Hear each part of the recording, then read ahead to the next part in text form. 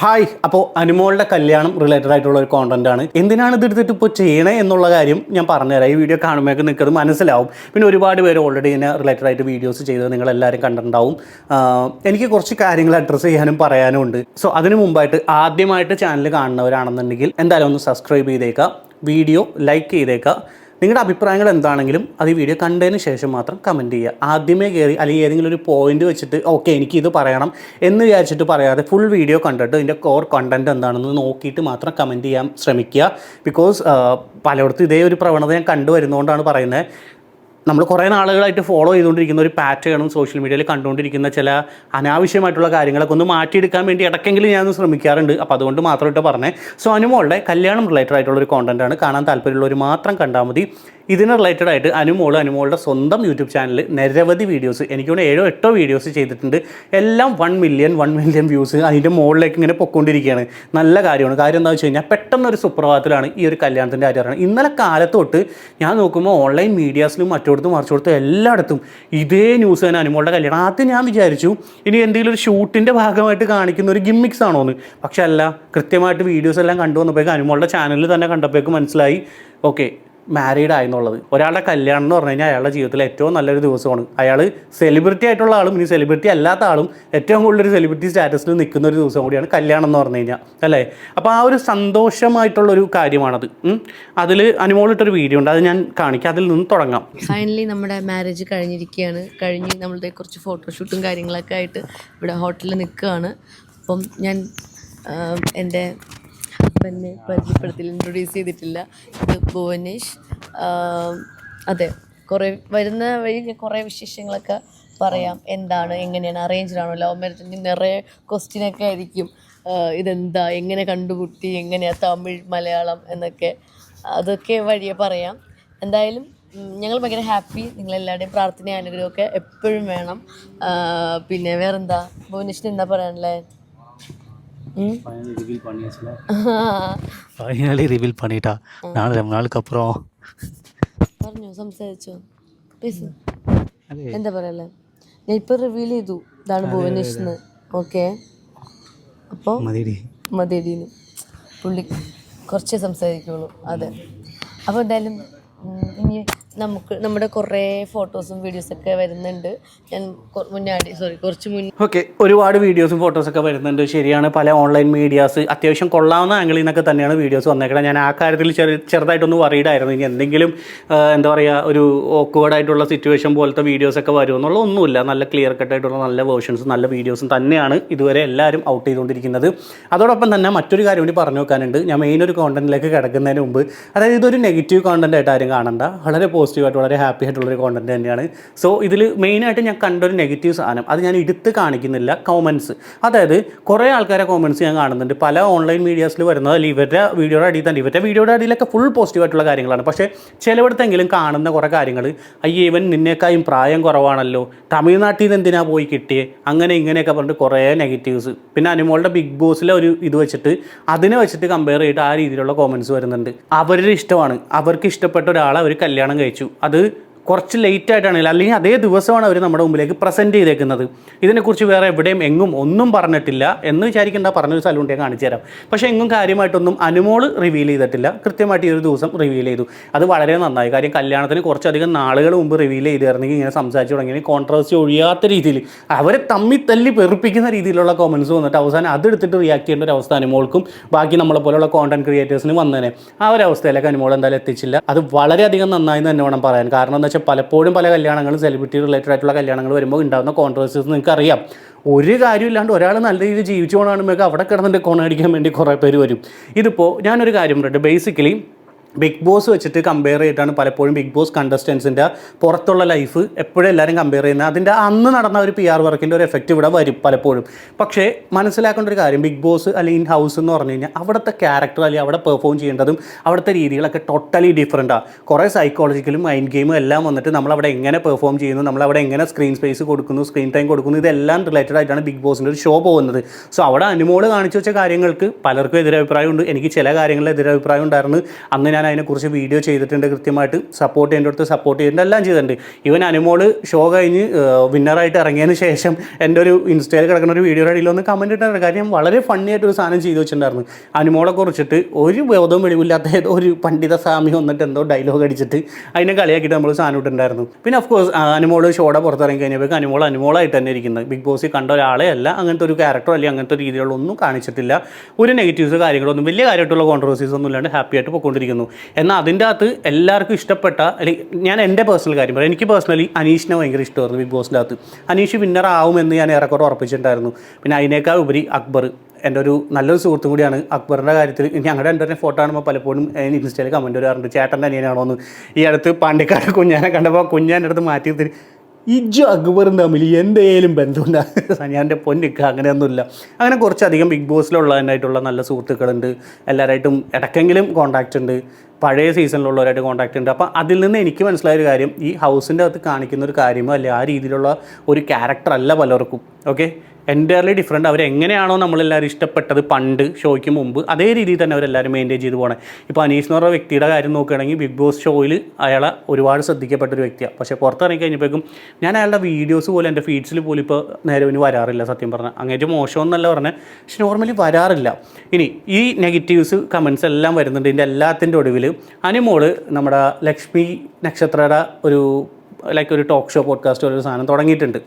Setup എന്ന് പറഞ്ഞിട്ട്, setup അല്ലേ, അത് അനുമോള് പറയുന്നത് സെറ്റപ്പ്, ലക്ഷ്മി നക്ഷത്രയുടെ സെറ്റപ്പ് എന്ന് പറഞ്ഞ സംഭവം അല്ല, സെറ്റപ്പ് നല്ലൊരു ഷോ ആണ്, നല്ലൊരു ക്വാളിറ്റി മെയിൻറ്റെയിൻ ചെയ്ത് പോകുന്നുണ്ട്. ആ ഷോയിൽ 2 ഇൻ്റർവ്യൂസ് ഇറങ്ങിയിട്ടുണ്ട് അനുമോളുടെ. അതിൽ ഫസ്റ്റ് ഇൻ്റർവ്യൂ ഒരു 11 to 12 days മുമ്പ് റിലീസായ സാധനമാണ്. ലാസ്റ്റ് ഇൻ്റർവ്യൂ വന്നേക്കുന്നത് ഈ ഒരു 4 ദിവസം മുമ്പ് വന്നേക്കുന്നത്. 4 ദിവസം മുമ്പ് വന്നേക്കണ ഇൻ്റർവ്യൂവിൽ കല്യാണ വിശേഷങ്ങൾ എന്നുള്ളതാണ് അതിൻ്റെ ടൈറ്റിൽ കൊടുത്തതാണ്. പക്ഷേ ആക്ച്വലി അതിൽ വളരെ ചെറിയൊരു ഭാഗം മാത്രമേ കല്യാണ വിശേഷം ഉള്ളൂ. അതിലേക്കാണ് നമ്മൾ പോകാൻ പോകുന്നത്. വളരെ ഫണ്ണി ആയിട്ടുള്ള, വളരെ എനിക്ക് കണ്ടപ്പോൾ വളരെ ഇഷ്ടപ്പെട്ടൊരു ഇൻ്റർവ്യൂ ആണ് ആക്ച്വലി. അതിലേക്ക് കിടക്കാം നമുക്ക്. ഇതെല്ലാം ഡൗൺലോഡ് ചെയ്ത് കഴിഞ്ഞിട്ടില്ലേ, കൊടുക്കണം നമുക്ക് ആഗ്രഹമായിരുന്നു. അപ്പോൾ ഞങ്ങൾ ചേർന്ന് വെച്ച് കൊടുത്ത വീടാ. അപ്പോൾ അതിൻ്റെ ലോണാണ് ആ 30 ലക്ഷം എന്നൊക്കെ പറഞ്ഞിരുന്നത്. അപ്പോൾ അത് കഴിഞ്ഞതിന് ശേഷം പിന്നെ എനിക്ക് സ്വന്തമായിട്ട് എനിക്ക് കുറച്ചും കൂടെ സിറ്റിയിൽ ഉള്ളിലോട്ടല്ല, കുറച്ചും കൂടെ സിറ്റിയിലോട്ട് എനിക്കൊരു വീട് വെക്കണമെന്നും സ്ഥലം മേടിച്ചിടണമെന്നും അതൊരു അസറ്റാണല്ലോ. അപ്പോൾ അങ്ങനെ ഒരു ആഗ്രഹം ഉണ്ടായിരുന്നു. അപ്പോൾ ബിഗ് ബോസിന് ഇറങ്ങിയപ്പോൾ തന്നെ എനിക്കിങ്ങനെ അമ്മയഞ്ചനും ചേച്ചിയൊക്കെ പറഞ്ഞു, ഇവിടെ സ്ഥലം വെക്കായിട്ടിരിക്കുന്നു, മേടിക്കുന്ന നല്ല സ്ഥലമാണെന്നൊക്കെ പറഞ്ഞു. അങ്ങനെ ഞാൻ പോയി നോക്കിയപ്പോൾ എനിക്ക് ഇഷ്ടപ്പെട്ടു. നല്ലൊരു ഏരിയ ആയിരുന്നു അത്. അപ്പോൾ ഒരു സ്ഥലം മേടിക്കാന്ന് പറഞ്ഞാൽ അവർക്കും ഒരു വെയിറ്റ്. അതെ അതെ, അങ്ങനെ അവര് നല്ല എമൗണ്ട് ആയത്. അപ്പോ അത് പിന്നെ റിച്ച് അല്ലേ.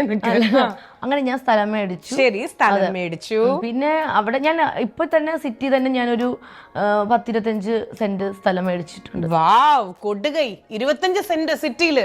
പിന്നെ അതായത് ബിഗ് ബോസിൽ നിന്ന് വന്നതിന് ശേഷമുള്ള അനുമോളുടെ ഒരു കരിയർ ഗ്രോത്തും കാര്യങ്ങളും, ഒരു ഫിനാൻഷ്യൽ ഗ്രോത്തിനെ കുറിച്ചാണ് പറയുന്നത്. കാര്യം അതിന് മുമ്പ് ഒരുപാട് കടങ്ങളും കാര്യങ്ങളും ഉണ്ടായിരുന്നു.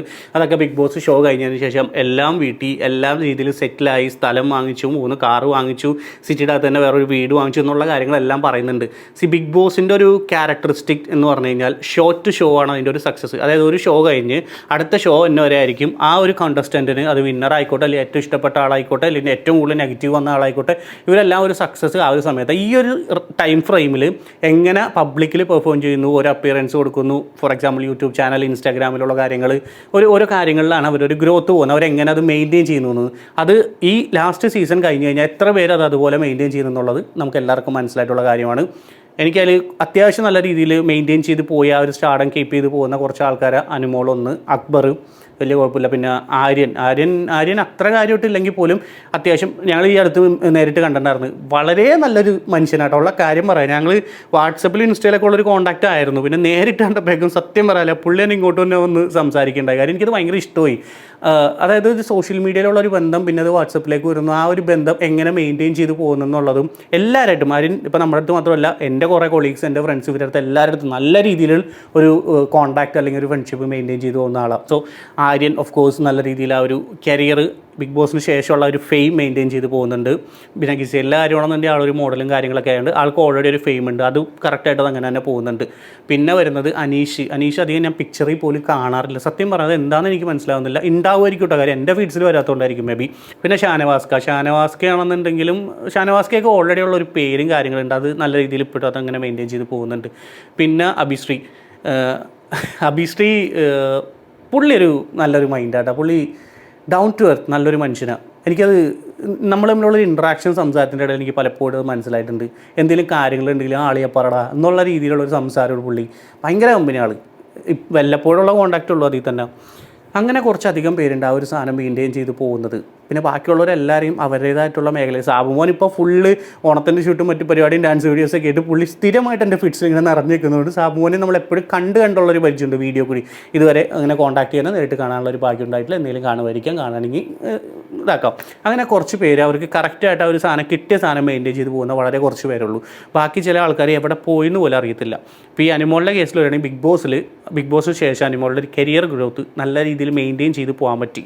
കുറച്ചധികം നെഗറ്റീവ്സ് ഉണ്ടായിരുന്നു. അതെല്ലാം ഈ PR വർക്ക് കൊണ്ട് ഉണ്ടായ കുറച്ച് നെഗറ്റീവ്സ് എല്ലാം കറക്റ്റായിട്ട് കവറപ്പ് ചെയ്ത് ആ രീതിയിൽ പോകുന്നുണ്ട്. അതിനെ വെച്ചിട്ട് ഒരിക്കലും അനുമോളുടെ ഈ പുറത്തുള്ള ലൈഫിനെ കമ്പയർ ചെയ്യാൻ പാടില്ല എന്നാണ് ഞാൻ പറയുന്നത്. ബിക്കോസ് അതെനിക്ക് മനസ്സിലായിട്ടുള്ളതാണ്. പലപ്പോഴും നെഗറ്റീവ്സ് അല്ലെങ്കിൽ കുറ്റം പറഞ്ഞുകൊണ്ടിരുന്ന പലരും പിന്നീട് നമ്മളെ കാണുമ്പോൾ നമ്മൾ സംസാരിക്കുമ്പോൾ നല്ല രീതിയിൽ നല്ലൊരു കമ്പനി മെയിൻറ്റെയിൻ ചെയ്ത് പോകുന്നുണ്ട്. അനുമോളായാലും ഞാൻ നേരിട്ട് ഇതുവരെ കണ്ടിട്ടില്ല, സംസാരിച്ചിട്ടില്ല, ഒരു പരിചയമില്ല. പക്ഷേ ഷിയാസായിട്ട് അത്യാവശ്യം നല്ല, ഷിയാസിൻ്റെ കാര്യം പറയണമെന്നുണ്ടെങ്കിൽ എൻ്റെ പൊന്നളെ ഞാൻ ഉള്ള കാര്യം പറയാം, എൻ്റെ നല്ലൊരു ബ്രദർ ഫീലിംഗ് എനിക്ക് കിട്ടിയ ഒരാളാണ്. ഇത്രയും നാളായിട്ട് എനിക്കൊരു ലൈഫിലൊരു പ്രശ്നം വന്ന സമയത്ത് ഞാൻ പറഞ്ഞ് ഷിയാസ്, ഞാൻ എപ്പോഴെങ്കിലും ഒരു ഓൺലൈൻ മീഡിയയിൽ നമ്മളൊരു കവറേജ് വരുന്ന സമയത്ത് ഞാൻ തുറന്നു എൻ്റെ പറ്റിനളയാൻ എന്നെ നാട്ടിക്കില്ല, എന്നെ ഇറങ്ങി താഴെ ഇറങ്ങിയിട്ടുള്ളൂ. പക്ഷെ അങ്ങനെയല്ല, ഷിയാസ് ആണെങ്കിലും ഉള്ള കാര്യം പറയാം, വളരെയധികം എന്നെ ഹെൽപ്പ് ചെയ്തിട്ടുള്ള ഒരാളാണ്. ഈ മെൻ്റലി എല്ലാം ഒരു പ്രശ്നം ഞാൻ നേരിട്ടുകൊണ്ടിരിക്കുന്ന സമയത്ത് എല്ലാ ദിവസവും ഷിയാസ് എന്ത് തിരക്കിട്ടില്ലെങ്കിൽ കൃത്യമായിട്ട് വിളിക്കും. വൈകുന്നേരം ആകുമ്പോഴേക്കും വിളിച്ചിട്ട് എന്തൊക്കെയാണ് കാര്യങ്ങളൊക്കെ ചോദിക്കും.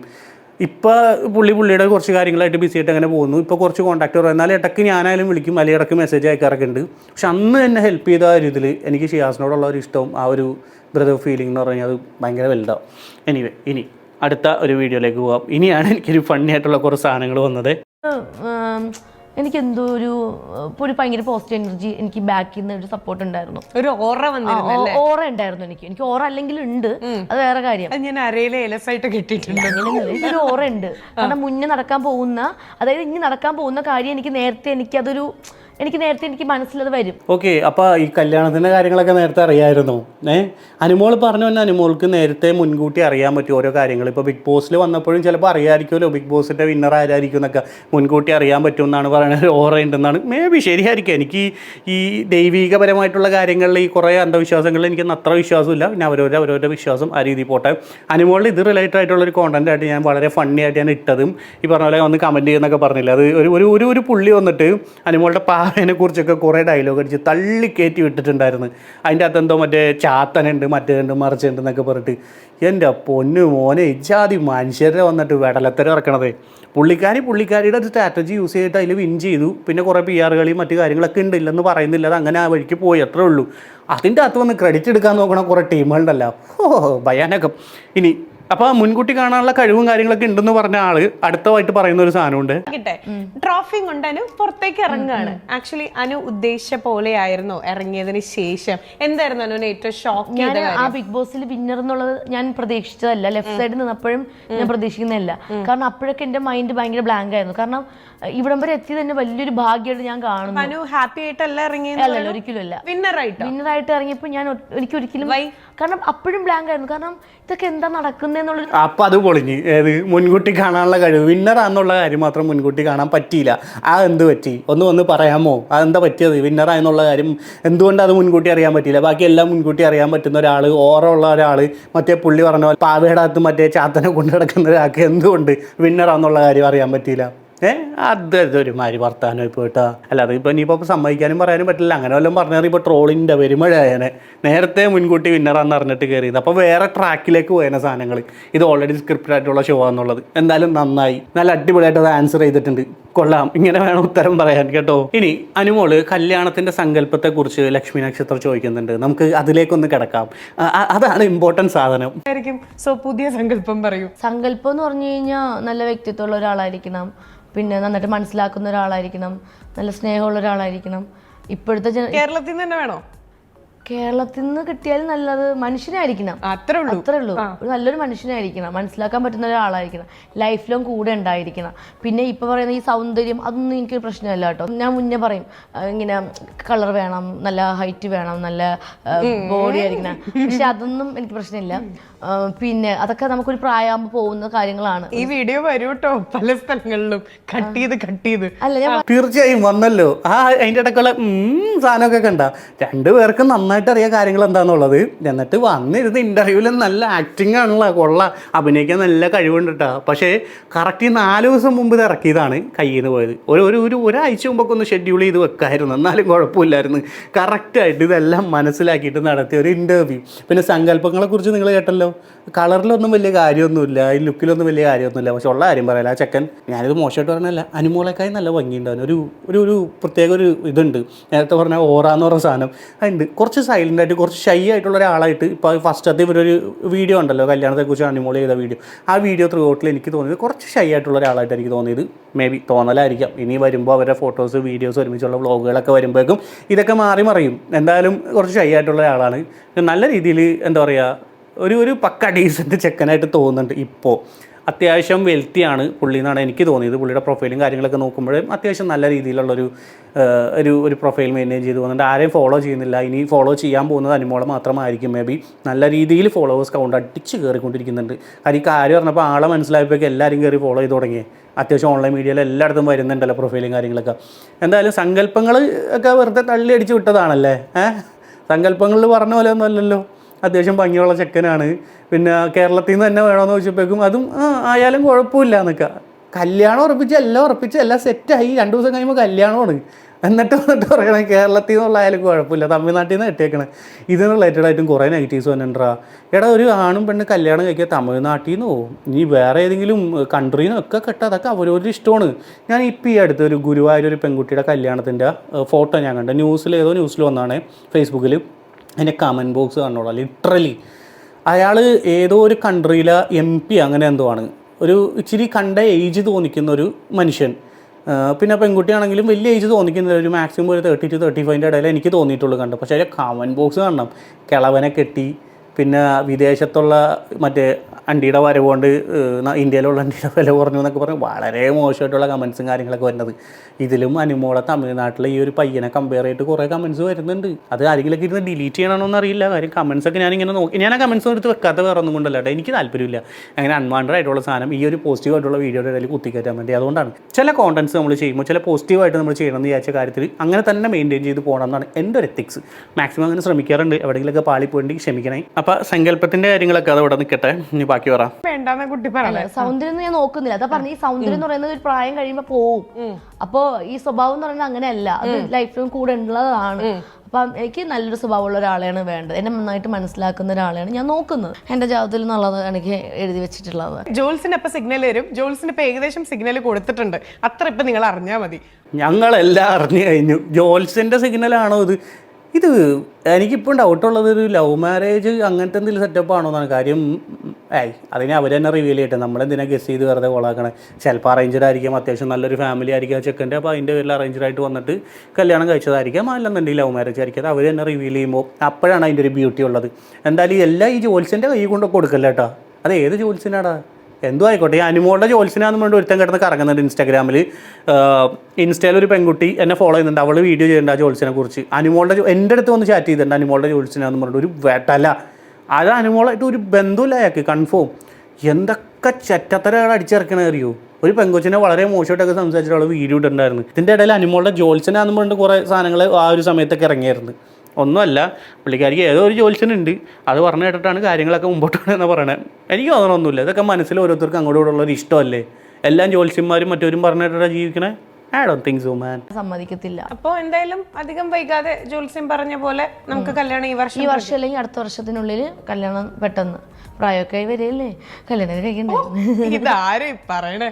അനുവിനെ ഏറ്റവും ഇഷ്ടപ്പെടാൻ പോകുന്ന എൻ്റെ മനസ്സിൽ നിന്ന് വരുന്ന ഇപ്പോഴത്തെ ഒരു ഇൻസ്റ്റന്റ് ചോദ്യം ഞാൻ ചോദിക്കട്ടെ. ഏറ്റവും ഫേവറേറ്റ് കോംബോ അനുവിന്റെ ആരാ? Option A Anu Thanku, option B Anu Aneesh. Anu Thanku ശരിക്കും ഇതൊക്കെ കാണുന്ന അനീഷേട്ടൻ്റെ അവസ്ഥ തന്നെ ആലോചിക്കണം. അനീഷേട്ടനൊന്നുമല്ല, അനീഷിൻ്റെ അവസ്ഥയാണ് ആലോചിക്കണം. പാവോടെ ഇതിലും വന്ന് നോക്കിയിട്ട് ഇതിൽ ഇൻ്റർവ്യൂവിൽ 2-3 തവണ അനീഷിൻ്റെ കാര്യം പറയണ്ട. രണ്ടാമതൊരു ഫോട്ടോ കാണിച്ചൊരു ക്വസ്റ്റ്യൻ ചോദിക്കുന്ന സമയത്ത് ഒന്നും പറയുന്നില്ല, ജസ്റ്റ് സ്കിപ്പ് ചെയ്ത് കളഞ്ഞ്. ഇയാളത്ര വെറുപ്പിച്ചിട്ടേക്കണേ. അങ്ങനെ ആവാൻ സാധ്യതയില്ല. പുള്ളിക്കാരി ഇപ്പോൾ ഈ ചോദ്യത്തിന് സ്ട്രൈറ്റ് ആയി പറഞ്ഞ അനു തങ്കു കോമ്പിനേഷൻ എനിക്ക് ഭയങ്കര ഇഷ്ടമായിരുന്നു. കാര്യം ആ ഒരു സ്റ്റാർ മാജിക്കിൻ്റെ ടൈമിൽ ഭയങ്കര രസമായിരുന്നു അത് കാണാൻ വേണ്ടി. ഇയാൾ ആ സമയത്ത് ഒരു പാട്ടൊക്കെ പാടിയിരുന്നു അനുമോളൊക്കെ ഇട്ട്, ആ ഒരു സാധനമൊക്കെ പാടിയത്. ആ പാട്ട് എനിക്ക് അന്ന് ഫേവറേറ്റ് ആണത്. നല്ല രസമാണ് അത് പുള്ളി പാടണം കേൾക്കാനും. അനുമോൾ ആ സമയത്ത് കരഞ്ഞ ഒരു സീനൊക്കെ ഉണ്ട്. അനുമോൾ കരയണ കാര്യം എന്ത് പറഞ്ഞാലും കരയും. ഇപ്പോൾ ഈ ഇൻ്റർവ്യൂ തന്നെ ഇടയ്ക്ക് 2-3 തവണ കണ്ണൊക്കെ നിറഞ്ഞ് ബൾബ് പോലെ ഇരിക്കണ്ടായിരുന്നു. ഇപ്പോൾ അത് കാണുമ്പോൾ ഒരു അരോചകരമായിട്ട് തോന്നുന്നില്ല. കാര്യം നമ്മളത് യൂസ് ടു ആയി അനുമോളുടെ കരച്ചിൽ. പിന്നെ കല്യാണം പോലെ ഏറ്റവും നല്ലൊരു ഹാപ്പി ആയിട്ടുള്ളൊരു സാധനം നടക്കാൻ പോയില്ലേ. അപ്പോൾ അതിൻ്റെ അകത്ത് സന്തോഷമൊക്കെ ഉണ്ടാവും ആ കുട്ടിക്ക്. നല്ല കാര്യം. ഞാനിതിപ്പോൾ ഈ ഇൻ്റർവ്യൂസൊക്കെ കണ്ടപ്പോഴേക്കുണ്ടല്ലോ എനിക്ക് പണ്ട് എവിടെയോ നഷ്ടപ്പെട്ട ഒരു ഇഷ്ടമൊക്കെ തിരിച്ചു വരുന്നുണ്ട്. അപ്പോൾ ഇതൊക്കെയായിരുന്നു അനുമോളുടെ കല്യാണ വിശേഷങ്ങളിലും പറഞ്ഞിട്ട് ആ ഇൻ്റർവ്യൂവിൽ പറഞ്ഞതിന് ശേഷം ഇവർ തമ്മിലുള്ള കുറച്ച് ടാസ്കുകളും കാര്യങ്ങളും വേറെ കുറച്ച് കാര്യങ്ങളൊക്കെയാണ്. നിങ്ങൾ ആ ഇൻ്റർവ്യൂ കാണാത്തതുകൊണ്ട് പോയി ലക്ഷ്മി നക്ഷത്രയുടെ ചാനലിൽ പോയി കണ്ടോളൂ. 2 ഇൻ്റർവ്യൂ കിടക്കുന്നുണ്ട്. വലിയ കുഴപ്പമില്ലാത്ത ഇൻ്റർവ്യൂ ആയിട്ട് നല്ല രസമുണ്ട് കണ്ടിരിക്കാൻ. ഞാൻ സാധാരണ ഇത്രയും ലെങ്തി വീഡിയോസ് കുത്തിരുന്ന് കാണാറില്ല, പക്ഷേ ഞാൻ കണ്ടതിൻ്റെ മെയിൻ കാര്യം കണ്ടൻറ്റ് എടുക്കാൻ വേണ്ടി കണ്ടപ്പോഴേക്കും എനിക്ക് ഇഷ്ടമായി. ഇതാണ് 2 കാര്യം. Anyway happy married life Anu. നല്ല രീതിയിൽ ജീവിക്കുക, നല്ല ഹാപ്പി ആയിട്ട് പോവുക, കോൺട്രവേഴ്സികളിലൊന്നും കുടുങ്ങാതെ ഇതുവരെ എത്തി, അതായത് കല്യാണം വരെ.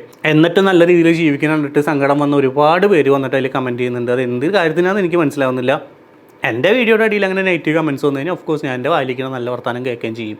വാലിഡ് ആയിട്ടുള്ള കാര്യങ്ങളാണ് ഈ പറഞ്ഞു. നിങ്ങൾ മാന്യമായിട്ട് സംസാരിക്കുക, അതാണ് ഏറ്റവും നല്ലത്. ഇനി അതുപോലത്തെ കോണ്ടൻ്റ് ആണെങ്കിൽ ഓക്കെ, നിങ്ങൾ കുറച്ച് ഹാർഷായിട്ട് സംസാരിക്കേണ്ടവർ അങ്ങനെ ചെയ്തോ. പക്ഷേ ഇതിൽ സ്പ്രെഡ് പോസിറ്റിവിറ്റി. അവരൊരു കല്യാണ ലൈഫിൽ നല്ലൊരു കാര്യം കടന്നേക്കണല്ലേ, അപ്പോൾ നല്ല രീതിയിൽ തന്നെ പോട്ടെ എന്ന് നമുക്ക് ആശംസിക്കാം. എനിവേ ഞാൻ കുറച്ചധികം നാൾക്ക് ശേഷം ഒരു പോസിറ്റീവ് വീഡിയോ ചെയ്തൊരു സംതൃപ്തി എനിക്കും കിട്ടി. സോ വീഡിയോ കണ്ട എല്ലാവർക്കും താങ്ക് യു സോ മച്ച്. ഇനി നിങ്ങൾ നിങ്ങളുടെ അഭിപ്രായങ്ങൾ കമൻറ്റ് ചെയ്യുക, ലൈക്ക് ചെയ്യുക. ലൈക്ക് ചെയ്യുന്ന സമയത്ത് ആ ഹൈപ്പ് ബട്ടൺ വരും, അതിൽ പിടിച്ച് കുത്തിക്കോട്ടെ, കയറി പോട്ടെ സാധനം.